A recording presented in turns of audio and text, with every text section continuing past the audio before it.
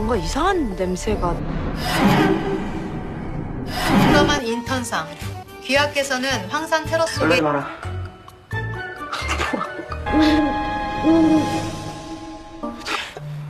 데일리콜? 데일리콜.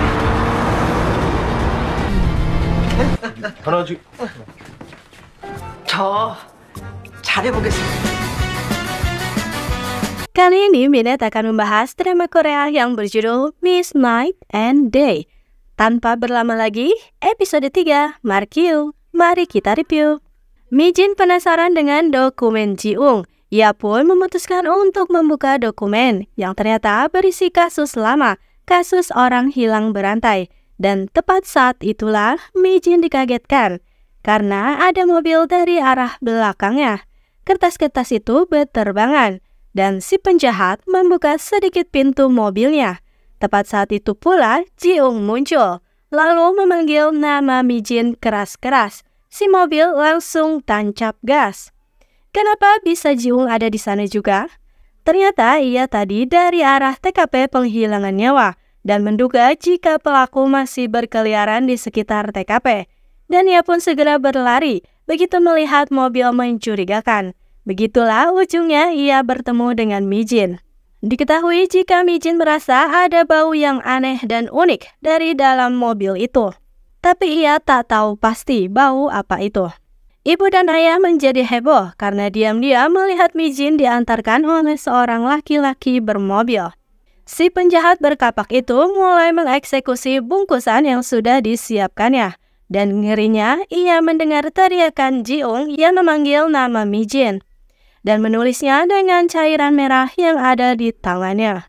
Ji-ung memeriksa dokumen lama itu dan menyadari jika ada kertas yang sengaja disobek. Ia pun bertanya pada detektif kenalannya. Dan sepertinya ia harus menelusuri detektif atau polisi yang menuliskan laporan itu. Adegan Mi-sun yang menyelamatkan si aktor menjadi viral. Jadilah ia mendapat penghargaan pemagang berani dari kantor. Dan di saat itu juga diperkenalkanlah pemagang tua baru menggantikan pemagang bapak disabilitas. Pak tua baru itu adalah seorang direktur rumah sakit. Pemagang yang lain keheranan, kenapa seorang direktur rumah sakit malah menjadi pemagang. Tiba-tiba Mi-sun diberikan earphone sebelah oleh staf kantor.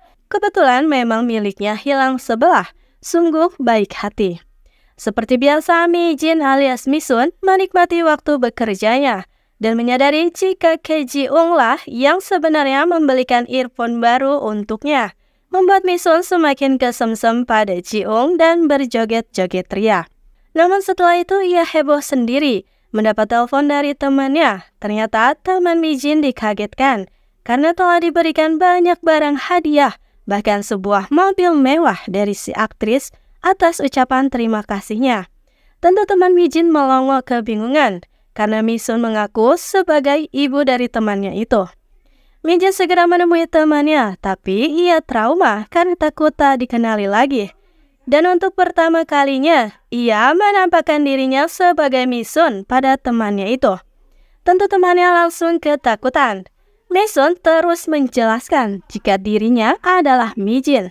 Ia pun kebingungan harus bagaimana lagi menjelaskannya.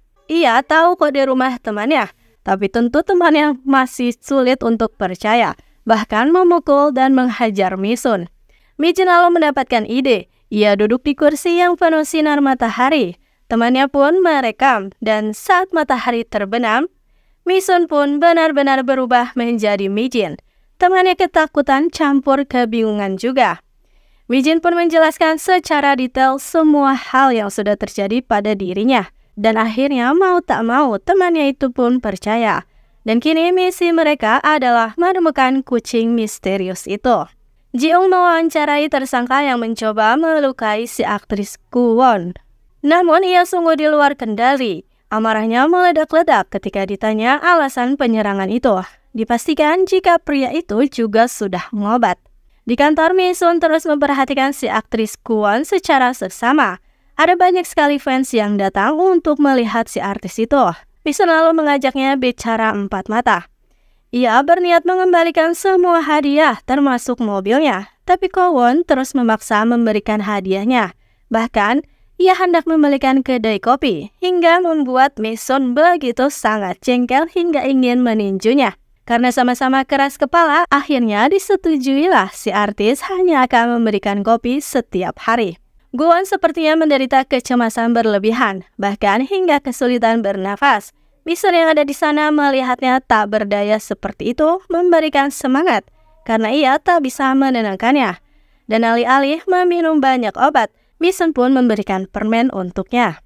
Mason mendapati seorang pekerja menangis meraung-raung di bilik kamar mandi. Ternyata wanita itu adalah sekretaris Ji-ung. Sebelumnya ia telah beradu argumen dengan Ji-ung karena wanita itu menolak pekerjaan yang Ji-ung berikan karena sebentar lagi akan jam pulang kerja. Tapi Ji-ung yang disiplin bersikeras harus dikerjakan saat itu juga. Hingga ujungnya si sekretaris itu pun mengundurkan diri. Atasan kebingungan di saat kekurangan staf, tapi Ji-ung malah membuat seseorang mengundurkan diri. Di tempat lain, polisi masih memeriksa daerah sekitar TKP, namun belum ditemukan apapun, dan sepertinya korbannya masih dalam keadaan hidup ketika anggota tubuhnya dipotong oleh si penjahat. Sungguh perbuatan yang keji. Tak jauh dari tempatnya berdiri, Ji-ung melihat mobil yang mirip. Ia pun segera mengikutinya, namun anehnya mobil itu malah terus melajukan mobilnya dengan kecepatan penuh. Tapi Ji-ung pun berakhir dengan kehilangan jejaknya. Ji-ung mendatangi Mi-jin lagi, tapi dipergoki oleh ibu dan ayah. Akhirnya dipaksa masuk ke rumah, bahkan ditendang ke kamarnya Mi-jin agar bisa berbincang berdua. Tujuan kedatangan Ji-ung ingin memperlihatkan mobil-mobil yang mencurigakan, karena di sini Mi-jin adalah saksi kunci. Mi-jin masih penasaran dengan bau-bauan yang aneh dan unik itu. Ibu begitu bersemangat karena Mi-jin mendapatkan seorang jaksa, sungguh pria premium. Ibu benar-benar menghalu. Setelah dipanggil kepala, Mi-sun tiba-tiba mendatangi Ji-ung, berterima kasih dan entah mengapa begitu terharu. Katanya ia akan bekerja dengan keras, lalu memberikan banyak sekali permen kesukaannya. Esok harinya, Mi-sun berangkat bekerja dengan berpakaian yang berbeda dari biasanya. Ia berpakaian sangat rapi, memakai make up, dan pinke-pinke. Ia masuk ke ruangan Ji-ung lalu menata barang-barangnya di meja sekretaris. Dan terkuaklah jika sekretaris baru alias asisten kantor Ji-ung yang baru adalah In-sun. Ji-ung sangat syok, ia pun langsung meminta pembatalan pada Pak Kepala. Tentu tak diindahkan. Ji-ung melihat Bu In-sun benar-benar sinis, dan episode 3 pun berakhir di situ.